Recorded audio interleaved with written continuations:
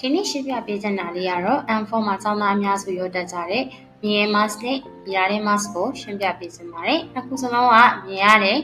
မြင်နိုင်တယ်လို့သိထားကြတာတွေမှာအသုံးပုံစံချင်းတွေရောထွေးပြီးမှားနေတာမျိုးတွေဖြစ်တတ်ကြပါတယ်။ဒါဆိုရင်ဒီနှစ်ခုဘယ်လိုကွဲပြားခြားနားလဲဆိုတာကိုလေ့လာကြည့်ကြရအောင်နော်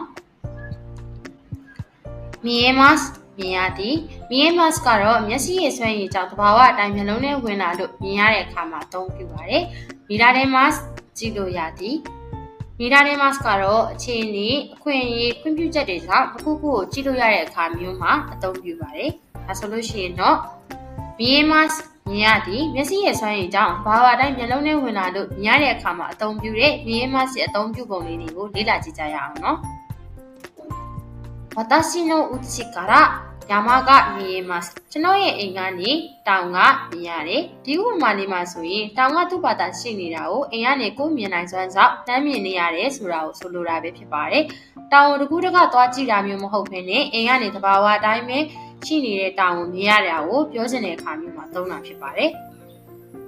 前の字がはっきり見えますအရှိရစကားလုံးကိုထင်ထင်ရှားရှားပြပြတတ်တာမြင်ရတယ်ဒီမှာဆိုရင်ကိုယ့်အရှိမှရှိနေတဲ့စလုံးတွေကိုထင်ထင်ရှားရှားမြင်နေရတယ်လို့ပြောချင်တာဖြစ်ပါတယ်။သူ့အရှိမှစလုံးတွေကိုကိုယ့်ရဲ့မြင်နိုင်စွမ်းကြောင့်ထင်ထင်ရှားရှားမြင်ရတယ်လို့ပြောခြင်းဖြစ်ပါတယ်။あそこに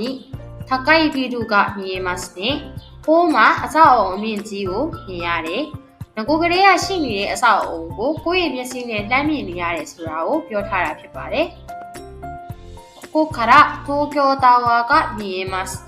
ဒီကနေပြီးတော့တိုကျိုတာဝါကိုမြင်ရတယ်ဒီနေရာမှာဆိုရင်လည်းအရှိရဥပမာလေးတွေလိုမျိုးပဲသူ့ဘာသာသူရှိနေတဲ့ဒီတိုကျိုတာဝါကြီးကို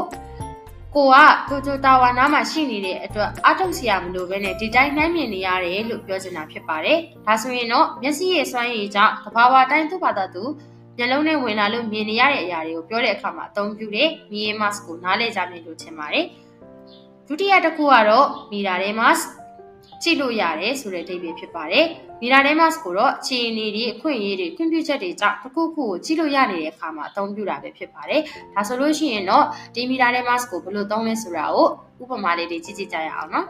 ။朝早く起きれば朝日が見られるよ။မနက်စောစောထိုင်ရင်မနက်ခင်းနေကိုကြည့်လို့ရနိုင်ပါတယ်။ဒီမှာဆိုရင်မနက်စောစောထိုင်မနက်ခင်းနေကိုကြည့်လို့ရနိုင်မဲ့အခွင့်အရေးရှိတယ်။ဒီမနက်ခင်းနေကိုကြည့်ဖို့အတွက်ကိုကအစိုက်ထုတ်ပြီးမနက်စောစောထားရမယ်မနက်စောစောမထားရင်အဲ့ဒီမနက်ခင်းတွေကိုကြည့်လို့မရနိုင်ဘူးဆိုတဲ့သဘောမျိုးဖြစ်ပါတယ်ပါဆိုကွန်တဲ့ဒူရာမာကမီတာတွေမှာကွန်ပျူတာနဲ့ဇလန်းကိုကြည့်လို့ရနိုင်ပါတယ်ကွန်ပျူတာရှိလို့ကွန်ပျူတာကိုအသုံးပြုပြီးဇလန်းတွေကိုကြည့်လို့ရတယ်ဇလန်းကြည့်လို့ရနိုင်တဲ့အခြေအနေရှိတယ်ဒါကြောင့်မို့လို့ကြည့်လို့ရနိုင်တယ်လို့ပြောတာကိုမီတာတွေမှာနဲ့သုံးထားခြင်းဖြစ်ပါတယ်ここでは時々ホタルが見られますဒီနေရာမှာတစ်ခါတလေပိုးဆုံးကျူးလေးတွေကိုမြင်ရနိုင်ပါတယ်ဒီဥပမာလေးမှာကတော့ပိုးဆုံးကျူးလေးတွေကိုကြည့်လို့ရနိုင်တဲ့အခွင့်အရေးရှိတာကြောင့်မြင်ရနိုင်ပါတယ်လို့သုံးထားတာဖြစ်ပါတယ်映画のチケットがないですから映画が見られませんရုပ်ရှင်လက်မှတ်မရှိတာကြောင့်ရုပ်ရှင်ကြည့်လို့မရပါဘူးဒီနေရာမှာလည်းကိုကြည့်မဲ့ရုပ်ရှင်ကိုကြည့်လို့မရနိုင်ပါဘူးလို့ပြောထားခြင်းဖြစ်ပါတယ်